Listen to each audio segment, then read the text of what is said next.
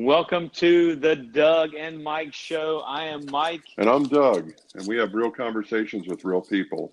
Mike, why don't you tell them who we have on the show today? We got a great show. Howdy, guys. Thanks for tuning in. We got Bull Miller with us today, a fellow firefighter. I think between Doug and Bull and myself, we got the whole state of Florida covered there with South Central and Northwest Florida. Oh, yeah. But Bull, man, thanks for coming on. Not a problem. I appreciate the invite, fellas. Man, we are so we're really drilling down and meeting some neat people. Not only in the fire service, kind of all around, but we love to spotlight folks in the fire service when we can. So Bull, why don't you give our listeners kind of a pitch on who Bull Miller is? Well, I changed my name to Bull Hill, so we'll go with that. All right, there we go. Lead it off. I just learned something. Yeah, I got to mess with Mike every chance I get because I never see him anymore. You know, he used to come out to the burn camps, but now that he's famous. Oh man, no, I know. I like it. I'm sweating. I got to give him a hard time. Tom Hill, nicknamed Bull. It's been that way for 30 some odd years now. I was going to say graduated, but I didn't do that. I retired from Orange County Fire and Rescue after 31 years. Here in Central Florida, was on the heavy rescue for most of my career, heavy rescue hazmat for 18 years, and then regular engine company. I say regular engine company, but did that and then started a fitness program for Orange County where we actually opened up a gym and training. And so the last couple of years kind of did that. And then I'm on here mainly, I guess, for this long walk I did, which started by two firefighters. One had cancer, one had an autoimmune disease, and both died within a few months of each other. Both came, asked me if I could help them, which kind of floored me because we weren't even close friends at the time, but we became very close where I loved these guys and I didn't want to see them go.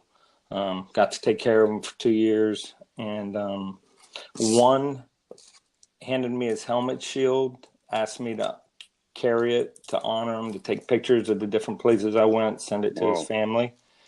And it ended up on a backpack.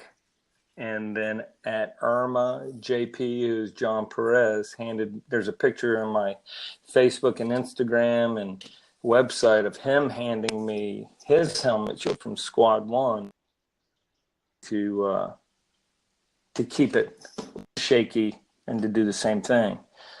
Shaky had asked me, he said, do the best you can to make a change in Florida. He said, because I am ashamed to be a fireman, that I've left my family with nothing. Wow. Yeah. Those were his last words pretty much to me, that I'm ashamed to be a fireman for the state of Florida because I left my family with nothing. Can I ask you a question about that? Yeah. That when he says he left his family with nothing, are we talking finances or are we talking because he got cancer? Finances.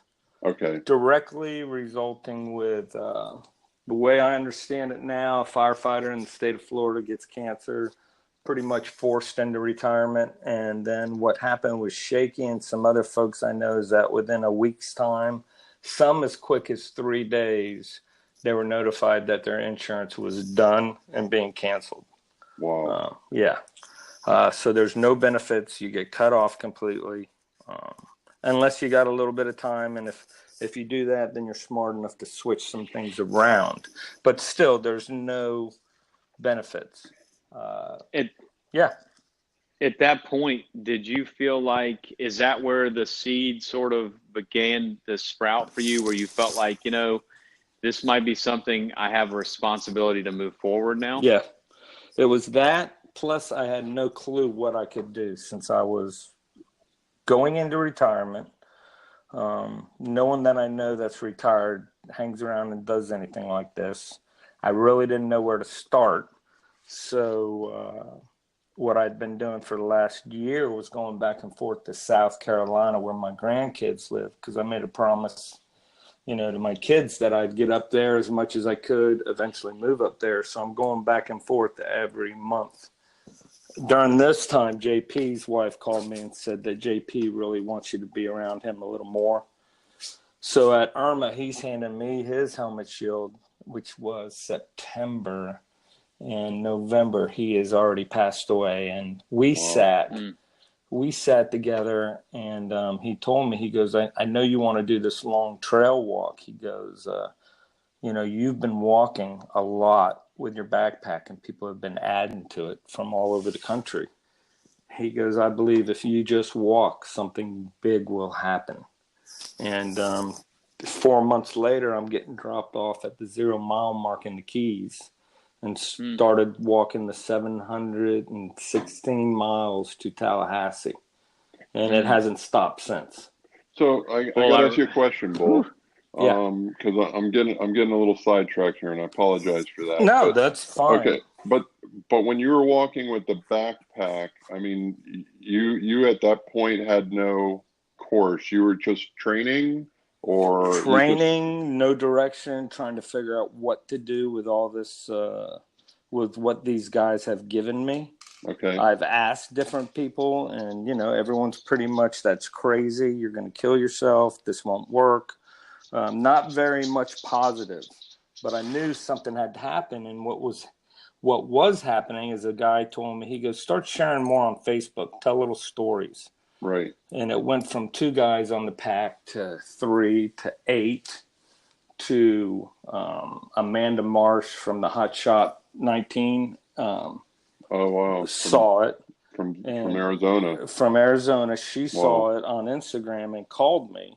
And asked me to carry Eric. So I have, from that time, it went from like 11 people to 40 overnight. So it wasn't even everybody with cancer. No. Wow. No. So it went. I did not know that. Oh, there's guys, helmet shields from fire helmets from 9/11 from the Twin Towers that their captains took off their helmets in front of me and handed me their shields. Wow. There's ashes from firefighters. The first one was a mother in Savannah got a hold of me. She saw what was going on and asked me to meet her in Savannah and gave me her son's ashes to carry. So, oh my God. Oh, let me tell you something, man. And I'm trying to sleep at night. I'm trying to find guidance, and I got nothing other than I need to go down, walk Florida. And so when I got down to the Keys, I had 87 firefighters and a couple police officers on that backpack. By the time I met up with Mike and the guys in Tallahassee, I had 8 backpacks with 1,025 mementos on it. Well, you just punched me between the eyes, buddy. Congratulations. Let me tell you, I've got another backpack now started, and I've got another one getting ready to get started because people are sending me stuff from. I went up to do a little camp up in New Hampshire last month, and to get away.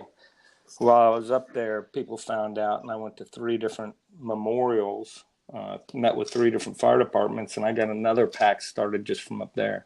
Wow. So, for the listeners, just to kind of give them a little background, as of the time that we're talking now, which is the summer of 2018 in Florida, it has been scientifically proven over and over again that firefighters are exposed to carcinogens, to chemicals, to substances, some of which are man-made, some of which are are produced naturally through through the process of the fire. And so we've proven that. Yeah, it's not in our heads. It's not in our heads. It's not in our heads. However, so this is an on-the-job exposure like tuberculosis is, and like HIV and AIDS, and like lung disease and hypertension, all of which we've recognized as as part of what we're exposed to, and there are protections for those things. Right. However, at this time, the state of Florida has not provided the protections to take care of firefighters when they, which oftentimes it's not if, but it's when we're going to receive that diagnosis of cancer. Absolutely. So that's kind of a little background on where we're at in terms of protections. And I think a lot of what's driven Bull to take on this tremendous burden. I mean, you are. I mean, what? How much pressure can we put on you, bro? Are you doing okay? Yeah, I'm doing pretty good. In fact, it's turned out like tonight I'll be doing a Facebook Live with this is going to be one of the first ladies whose husband is actually still alive. Wow. But I've done 2 with Richard Sandals' widow. He's the firefighter over in Boca or Indian River that shot himself in front of her because of PTSD. Oh, Rich Sandell from Pompano Beach. Yes, Pompano. Yep. So Yep. I've met with her. She came and met with me. So we did a live. And then Dangerfield's widow did one last week with me. Right. And what we did with those was speak about the signs and symptoms. So people listening could go, you know what? Shit, this is what we go through. And now I've done 3 with cancer widows so they could tell their stories about their husbands. So it won't be in vain, that other people can learn from it. Sure, and you know what, Bill, I got to tell you, you're not one dimensional. It's just you're really exposing the general public, to all the different areas that affect firefighters. It's not just cancer. Oh no. We got people dying, daily, across the United States. It's just bad news. I want to just go down a little different path for a second, because I know, like, when you do an interview, and we're kind of going to be asking similar questions, but I wanted to ask you a question to take you, you said 31 years in the fire service. It's like, how did you get in the fire service? I want to know a little bit about Young Bull. Young Bull wanted to play football, and he got messed up pretty bad in school and college. Okay. So I played for a while. Yeah, played for a while, then decided to be a teacher, did that for about a half a year, and then went back into what I'm better at, was bouncing and bodyguard work. Oh boy. So I do that full time, and then I'd hire out as a cowboy here in Florida part time. And a couple guys I met said, you would make a perfect fireman. I said, what the hell do firemen do but sit around all day? Wow. And then I started taking the classes, and I'm like, this is cool as shit, Wow. So once I got in, I didn't look back, and I was an idiot a lot of the time because I trusted the guys in front of me. I trusted the guys above me in the white shirts. And I don't mean that for every white shirt, but, I found I was being lied to about a lot of things. Wow. So you were a career firefighter, or did you promote at all? I stayed as a fireman. I rode up as a lieutenant a lot, but I didn't want to get promoted because I loved being a fireman. You love the job of the hands-on. Yeah, and it's not a money thing in the fire service. We only work 10 days a month. We can make money. Right. So. Okay, cool. I wasn't sure, like, if your dad or if you had an uncle or somebody else, like what, how exactly you got involved in it. But that's a great story, and just being the cowboy part of it, it's just. That explains a lot. Yeah. Nah, I was the black sheep of the family. Everyone else was white. They did a lot of business stuff. So, take us back to the walk. I remember seeing you step out into the street there and head down to the Keys, and I'm thinking to myself, oh my goodness, I'm like, I know Bull enough to know that if he's going to set out to do something, he's going to finish what he started. Yeah. And, I mean, I know that, I know there was a lot of challenge along the way, but I mean, what was that like when you started, getting into these different areas and the momentum started to build? The truth of the matter is, it hasn't been March May, June, July. It's been 5 months and I still haven't looked at a map yet. I'm afraid to. I started to last week and I started getting the chills. I started tearing up. Wow. And it's like, you know what? We're not even close to done yet. We're not close to doing what we need to do for the state and for these firemen. So I had no real expectations that I can remember, other than I was hoping someone would help. So the first day went pretty good, and then it went downhill from that in the Keys until about 4 days in. A couple firemen from the Keys reached out, and they fed me. And it got better. You had no support group at the very beginning? I don't even know what to call them anymore, because we kind of broke up about 200 miles in, because the money that was being collected was, I don't even know where it went.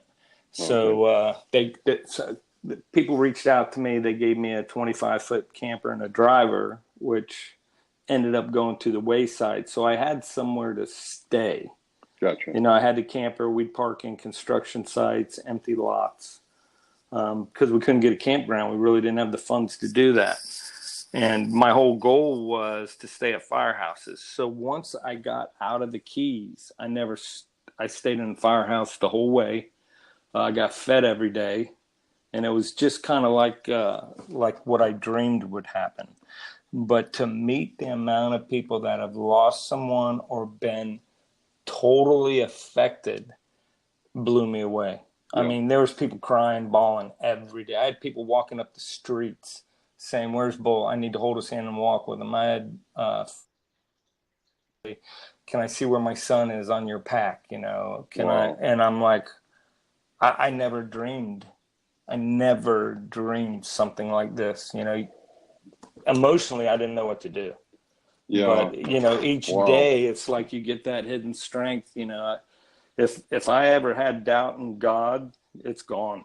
I mean, He is there and loves us dearly. I found out on this walk. And, you know, what's great too is when Miami-Dade came and got me and helped me out of that last 20-something mile stretch, I threw the map book away and I said, if you guys can get me to the next department and so on and so forth, I won't look at a map again, which I didn't.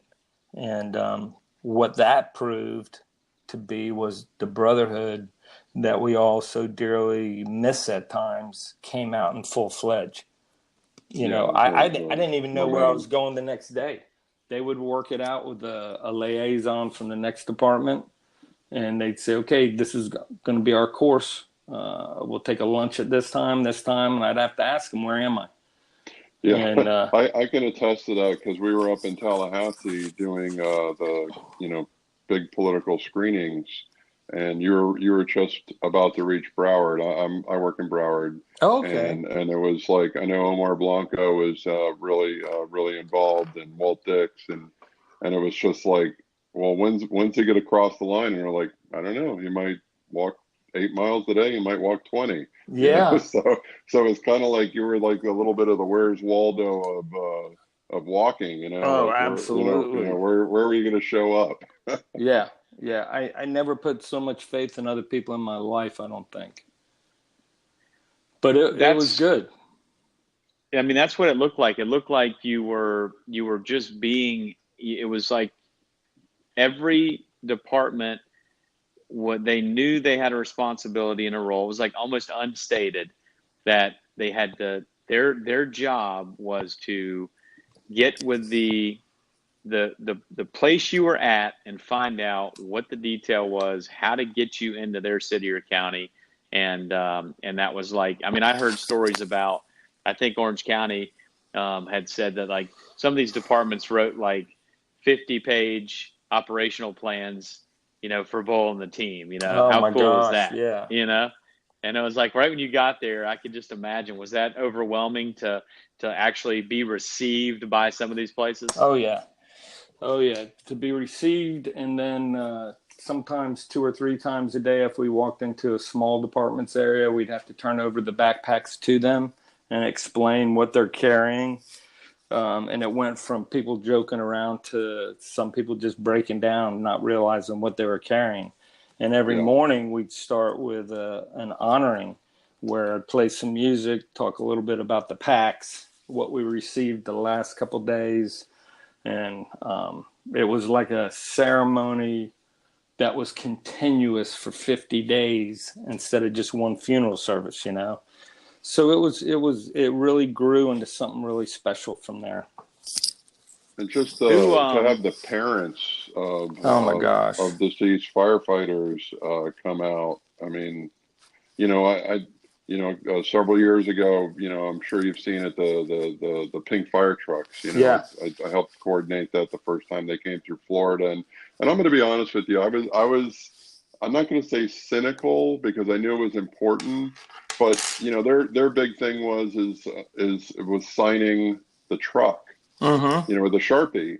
And I was like, all right, you're signing the truck, but when you see a family member hand, like when you give them the Sharpie, and when the Sharpie touched the paint, they start bawling. Oh yeah. Oh yeah. And it's like, wow, these are, you know, I don't want to use the term wounds, but it's hard to not use that term. And I know you get it. It's just like how powerful it is of, you know, the love of a family member or a brother or sister, you know? Yes. And I'm finding that more and more of them, their biggest fear is their family member being forgotten. Yeah.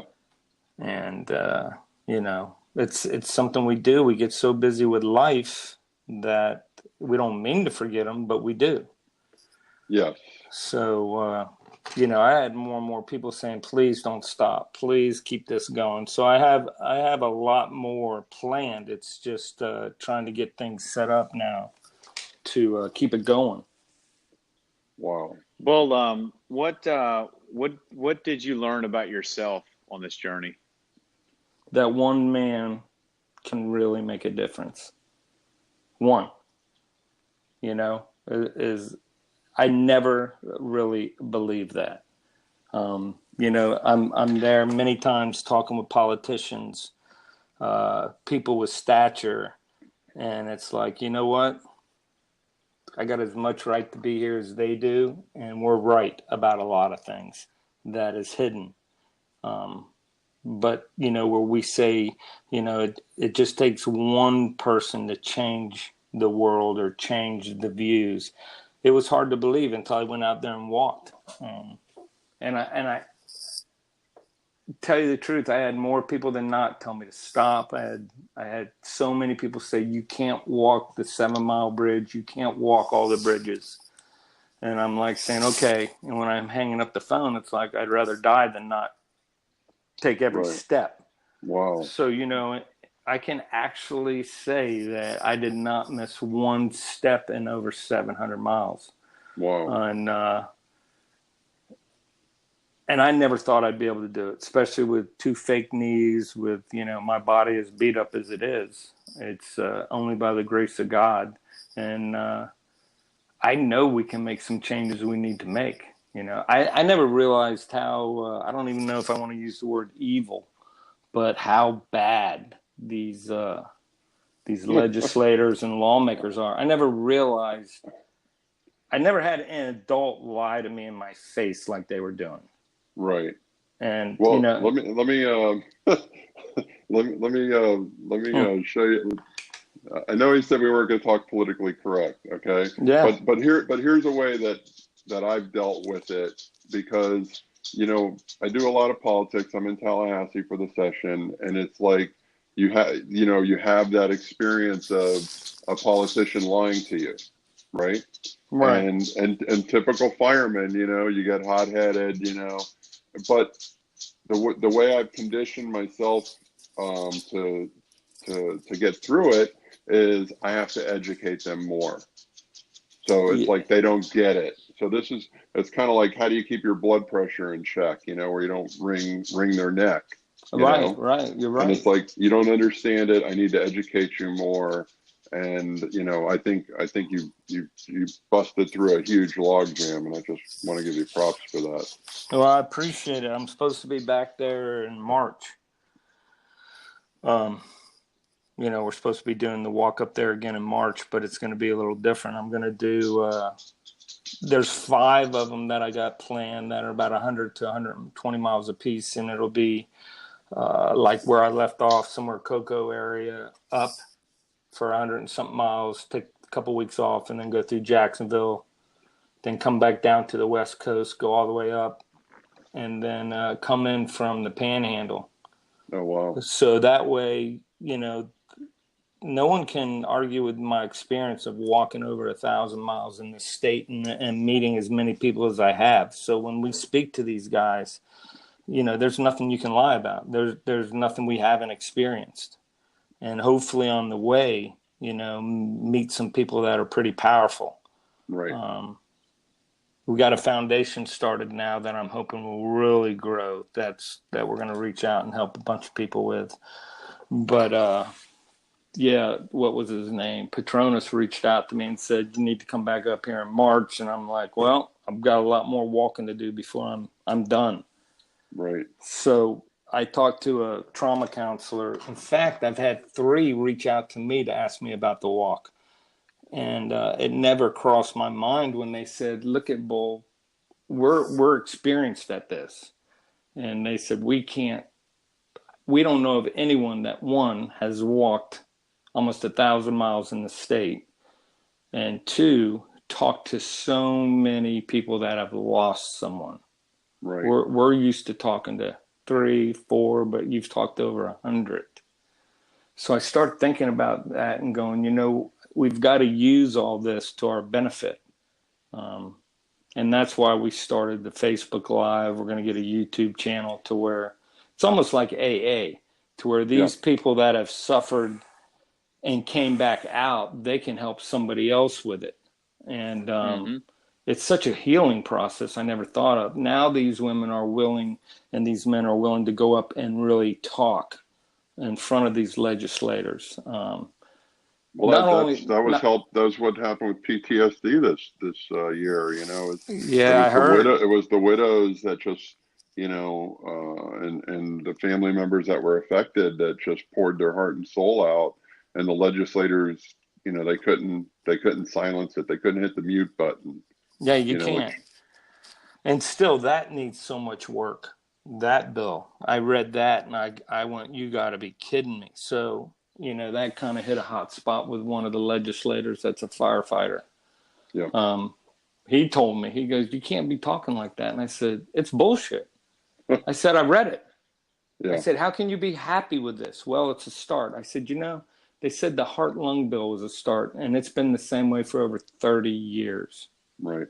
So how many firemen have to shoot themselves, hang themselves for us to go, let's do it the right way and get it right so we can get these guys help?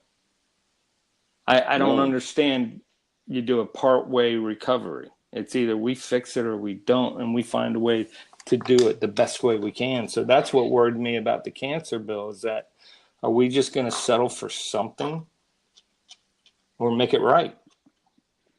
Yeah, and it's something that we're struggling with ourselves. It's like, it's kind of like the, it's like, hey, it's a start. We can improve on it, and it's like you might not get a chance to improve on it.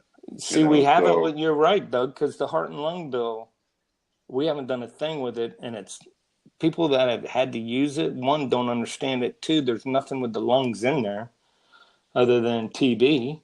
Right. And the heart side, unless you're following certain protocols, you're not getting help with that. So when I look back at it, I go, well, I've been lied to for 31 years. How can I trust anyone now? And then to sit with these guys about the PTSD bill. Now I've sat with the wives and they're like, yeah, it helps, but it's not totally there. And I said, well, I know when I read where it says I have to have some kind of documentation or have made a claim within the first year, I'm like, I didn't even realize I was sick until 15 years in. Mm-hmm. And I had other guys telling me, hey, you're acting like a bigger asshole than usual. They're saying you're drinking way more than you used to. Right. What's happened over the last year? And I'm going, holy shit, maybe something's wrong. Because we don't realize it. Yeah, the coping mechanism. And that's what I found out, if it's my brain that got me thinking that this is the right thing to do, my same brain ain't going to get me out of this. I need help. Mm-hmm. And I know that, when drinking quit making me feel all right in my skin, I did drugs I said I'd never do, much less as a fireman. And then I'm finding myself in areas that I work that I'm disgusted I even went in those areas. But you know what? For a while, I could cope better with the trauma. But then when that quit wasn't working, there ain't nothing else. But the point is, see, you did the job long enough where you saw this, not just in you saw it in different crew members you worked with. You partied with different crew members, and it's like, it's that brother sisterhood where it's like, it's like I use a term. It's like we're a family, but we might be dysfunctional, but we're still a family. Yeah. Yeah, and absolutely. And it's absolutely. Like, it's just the hidden dirty little secrets, and it's like, thank God now in this day and age that, you're not just, think about it, Bull. Call me a liar that when you had 5 years on the job, and if you saw something bad and you even remotely mentioned it back at the fire station, like, would you not be tarred and feathered and like kicked to the curb? Oh yeah. Yeah. It was like, fuck, we didn't even wear gloves. Yeah. And then finally people are saying, I go to a different station and they're like, why aren't you wearing gloves, man? You got blood all over your hands. And I'm like, we don't wear gloves. Right. And then, I can remember people, you get back from a call and I'm like, fuck, I don't want to eat. And they're like, what, you a big pussy? Right. Come on, let's eat. Yeah.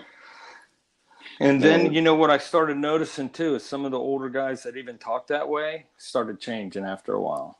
Yeah. They were like, I don't want to do this anymore. And they'd be the ones that told me, if you went to a slower station, you still get paid the same. Right. And I can remember looking at them going, is this the same guys that used to give me shit all the time? Yeah. But that was a way of them saying, like, you can see your retirement. Back to that financial part. Yeah. Like, all right, like survival skill, you paid your dues. Yeah. Yeah. And then what do they do? They retire and they're left with all this shit. Yeah. It's, it's like we eat our own, right? It was we felt like it was a survival. It's always been a survival of the fittest environment in the firehouse. And, as soon as you get one to bleed a little bit, you just all kind of like the hens or the roosters, you get around and start picking the scab a little harder. And, you take the guy, just, about 1 inch away from the guy breaking, and then you might let him come back. I don't know. Maybe not. Yeah. It's suck it up, buttercup, and it's what doesn't kill you makes you stronger. Oh yeah. Yeah. Well, it's the first thing we tell the guys when they get hired, right? It's like, look, if you're not getting picked on, or the guys aren't singling you out, or you don't have some kind of offensive nickname, then you're not fitting in. Yeah. you better find a new career. Yeah. You're not gonna make it, pal. Yeah. The getting back to like the this enormous span of miles and time, how many days did it take you to complete the walk? I think it was 50 total days and 46 days of walking. So I took 4 days off during that time. Yeah. Brutal. Yeah.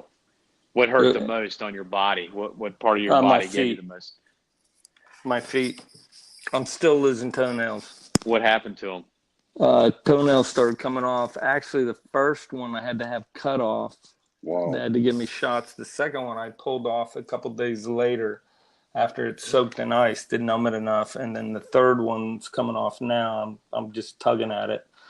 But somewhere around the 300 That's a visual I got in my head. Thank you. Yeah, you don't want that one. but it's better than seeing me naked while I'm doing it. So. Yeah. Okay, I'll give you that.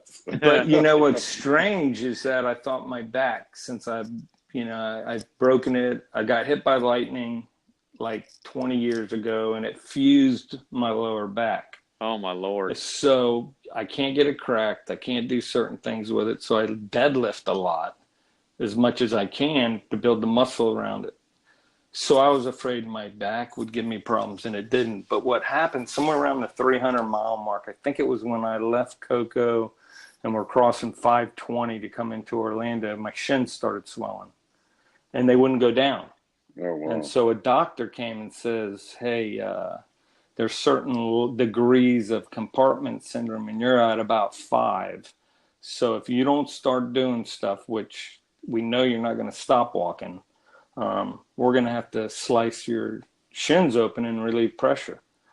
So they had me icing like an hour in the morning, an hour in the evening, which sucked balls. If you ever been in ice, it got worse as it went on, to where you think you get used to it, but it went from being able to sit in it for 15 minutes to maybe 5, and then I'd put it back in, 5, put it back in, to every 5 miles, someone got me a chair to where I'd lay back in like a lawn chair, and they'd elevate it, and they'd ice me with ice packs during the walk. And around Tallahassee, it got better. So it was, and what's strange is a couple of the other guys, younger guys that were in really good shape, went through the same thing.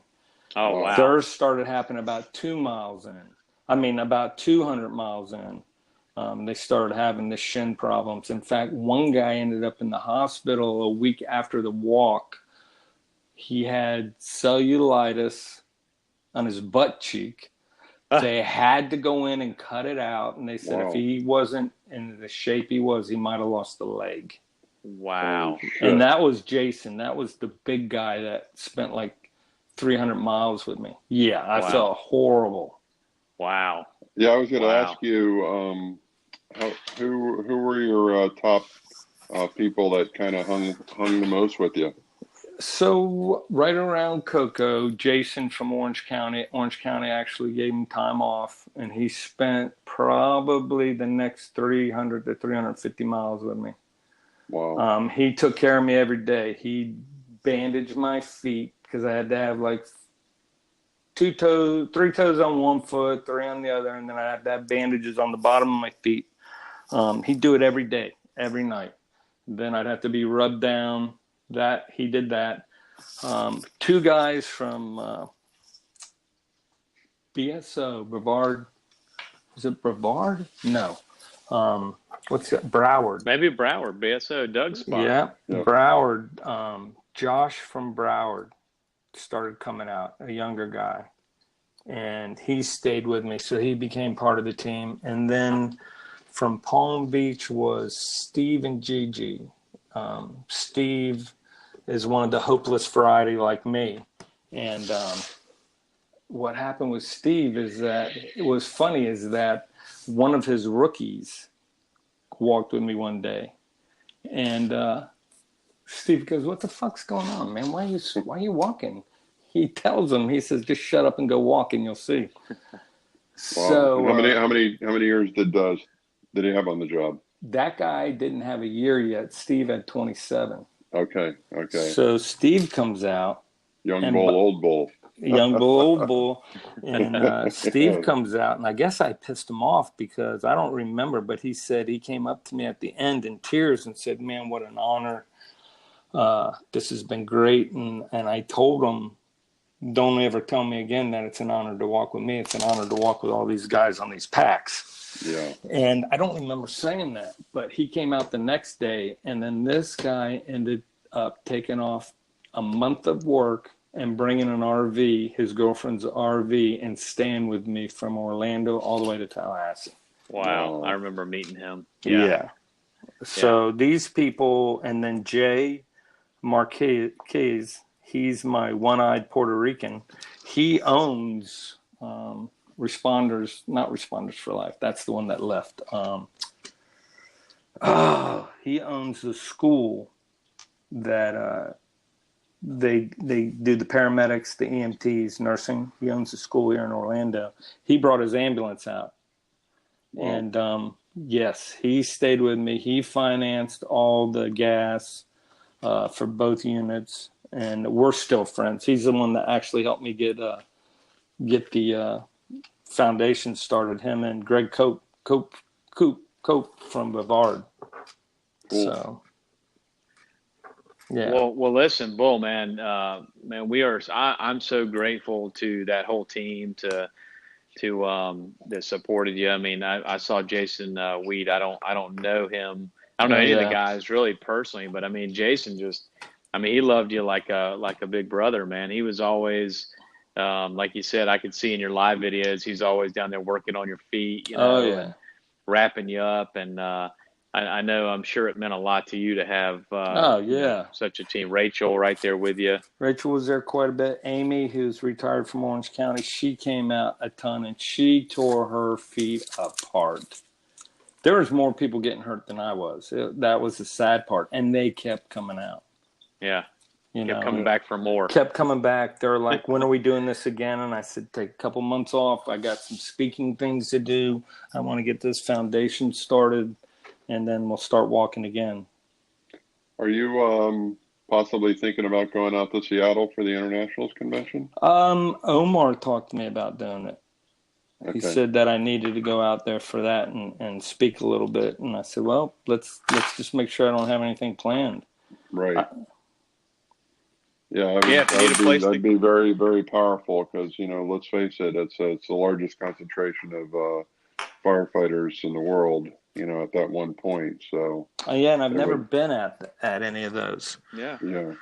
If you need a place to crash, we'll put you up. I know I've got. I know between Doug and I know some of the guys are getting a house. But yeah, you should definitely consider doing it. It'd be a really amazing experience. Yeah, I appreciate it, man. There's just so much work to do that I never realized how fucked up things are.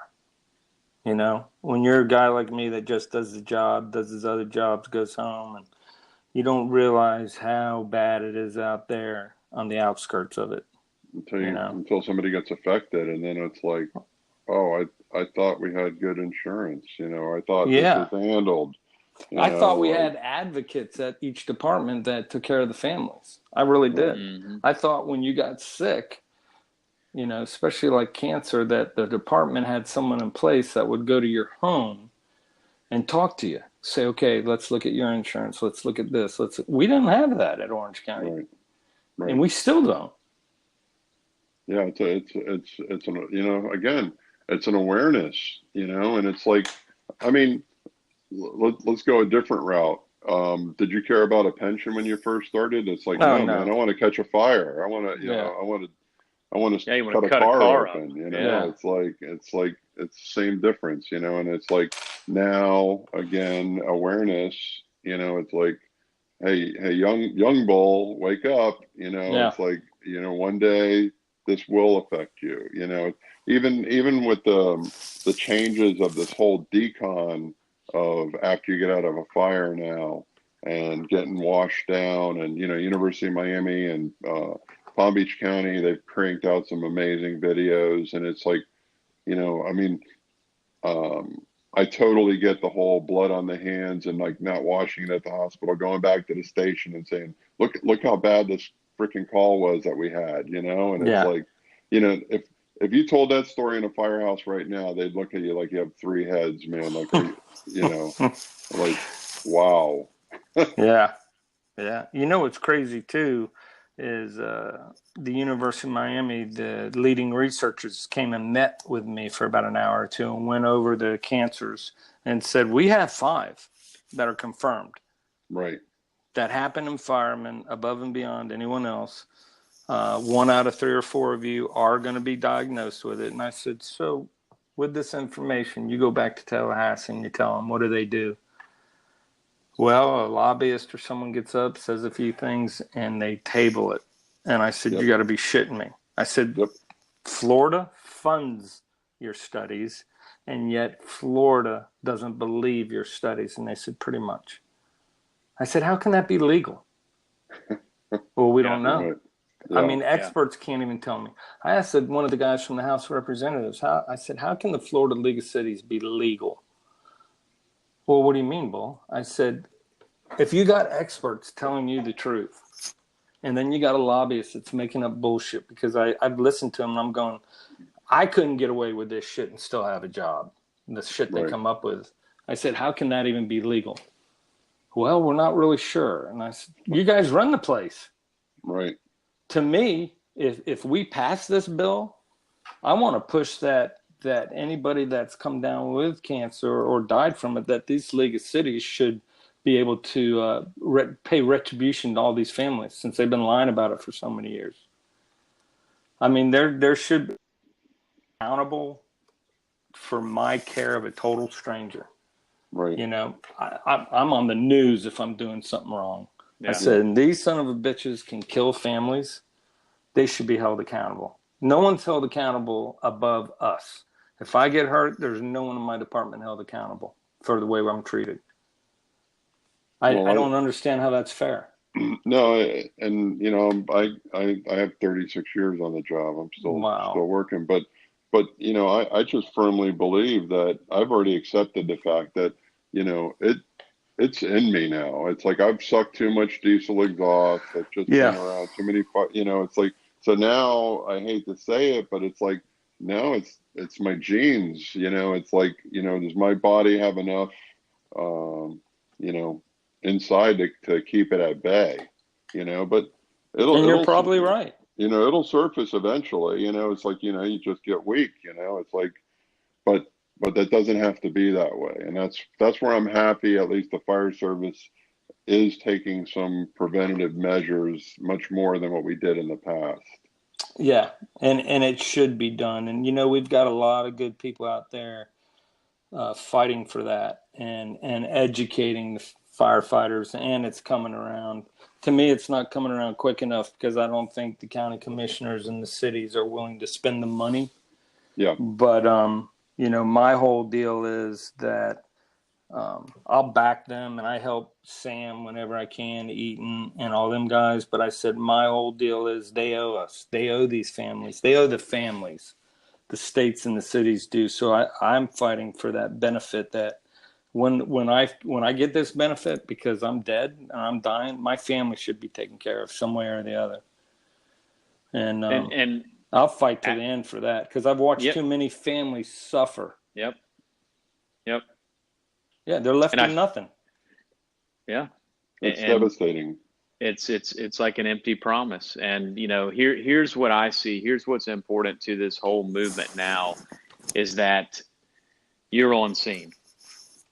You know, I mean, you are what this needed. You are like that, you know, like you said, if you didn't believe in you didn't have a strong belief in God, you damn sure do now.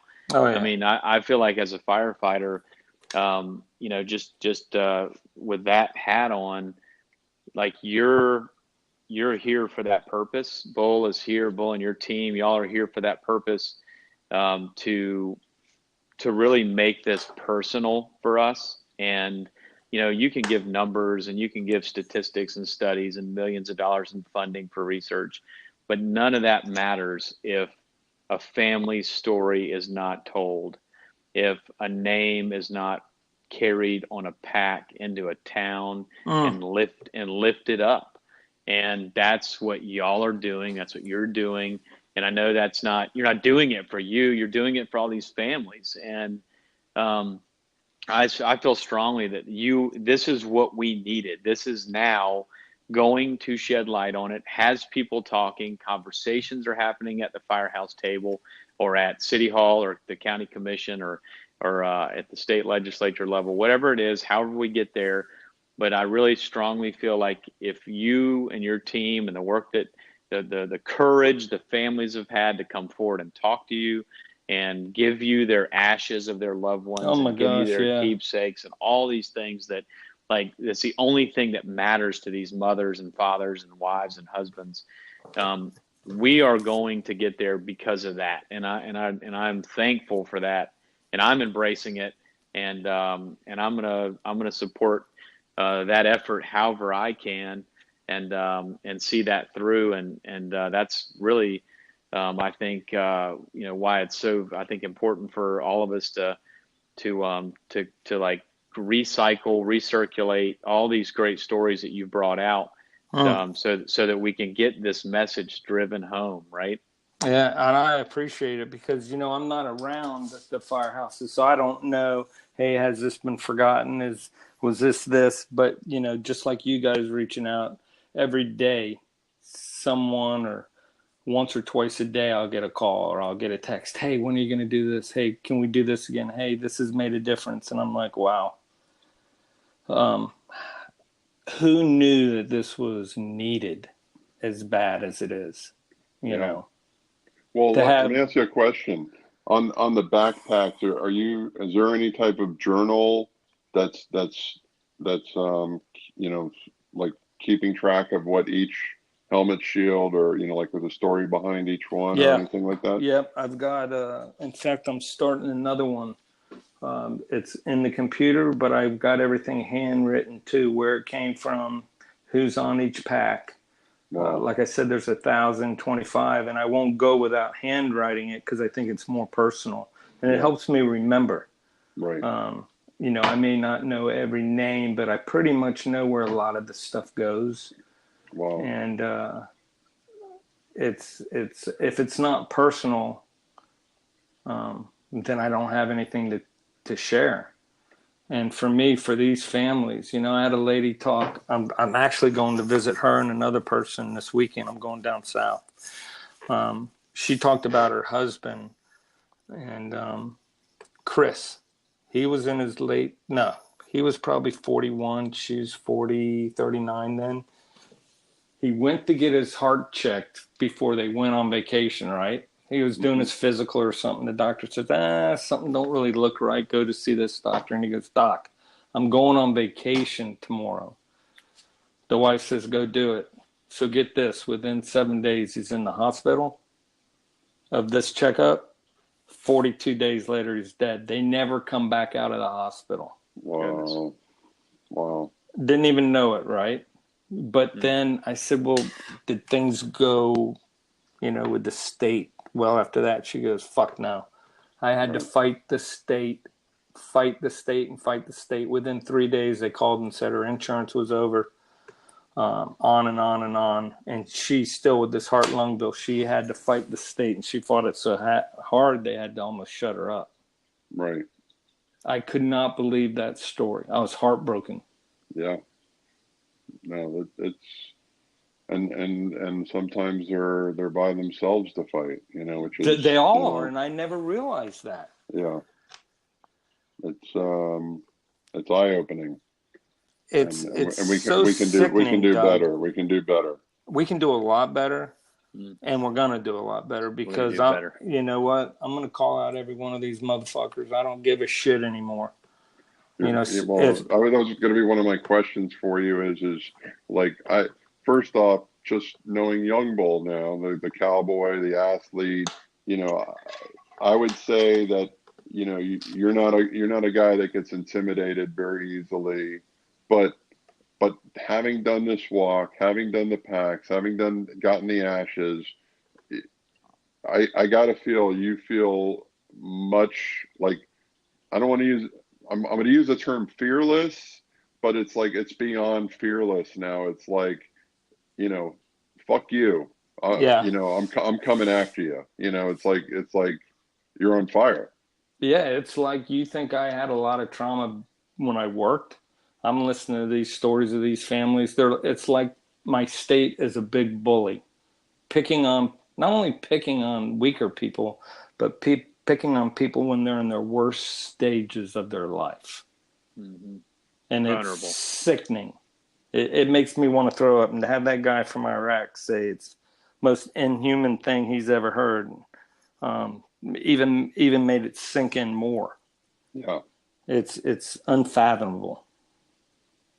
Well, I'm definitely going to try and get up to ClinCon to meet you personally.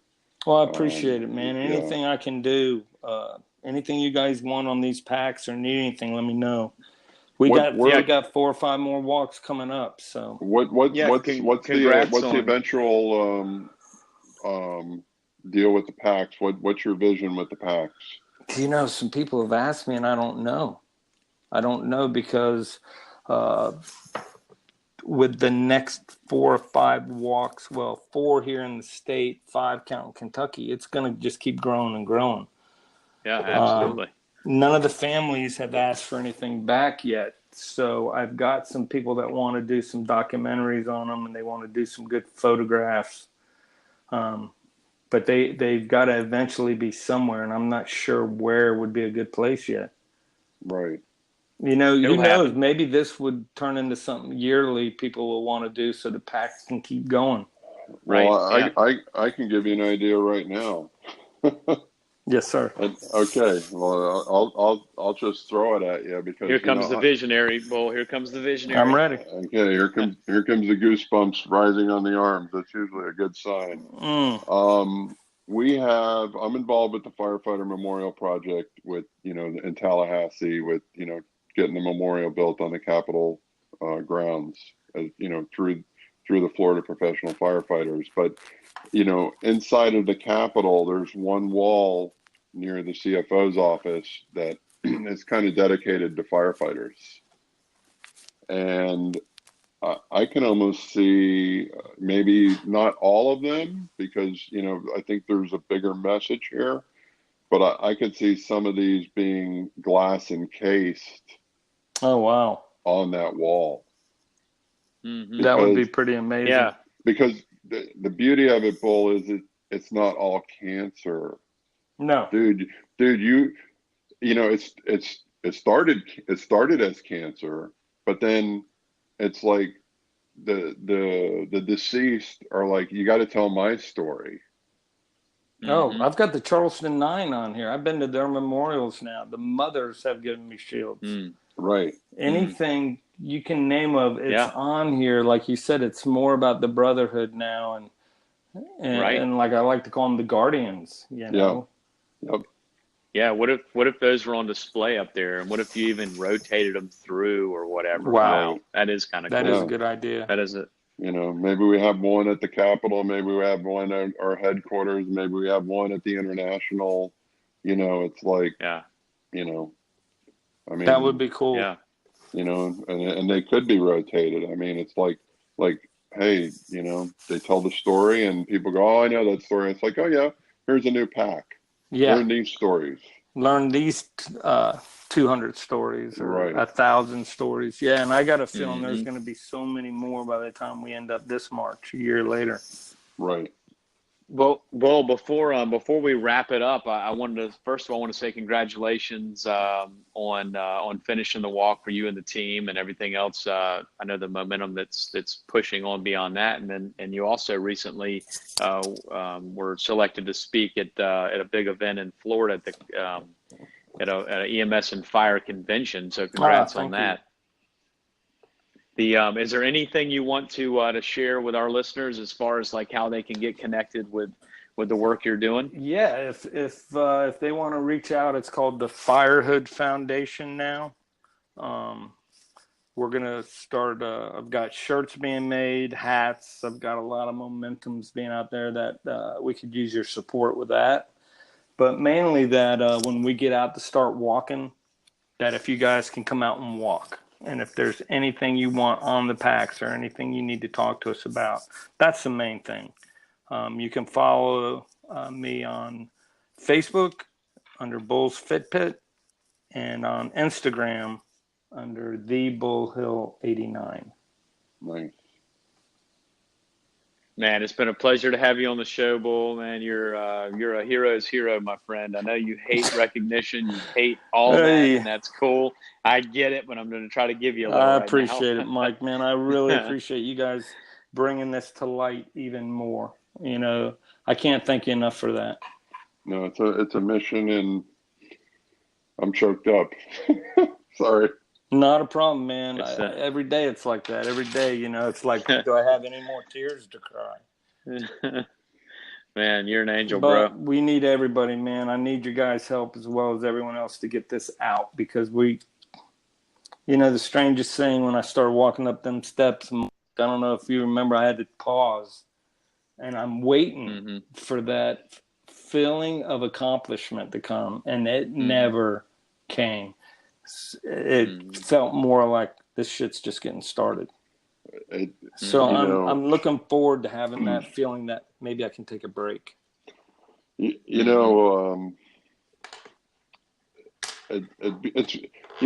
typical fireman.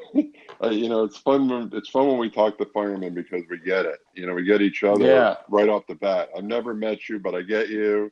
You kind of get me, and it's like movies are such an important part with firehouse culture. So I'm like after talking to you, I mean, I got Forrest Gump going through my head, and then you just close it, and then I got Field of Dreams. It's like when you said, "Hey, I'm going up the steps. I'm going through the corn patch," and it's like if you build it, they will come, and it's like, wait, I finished, and it's like, oh no, you haven't. No, you're just starting.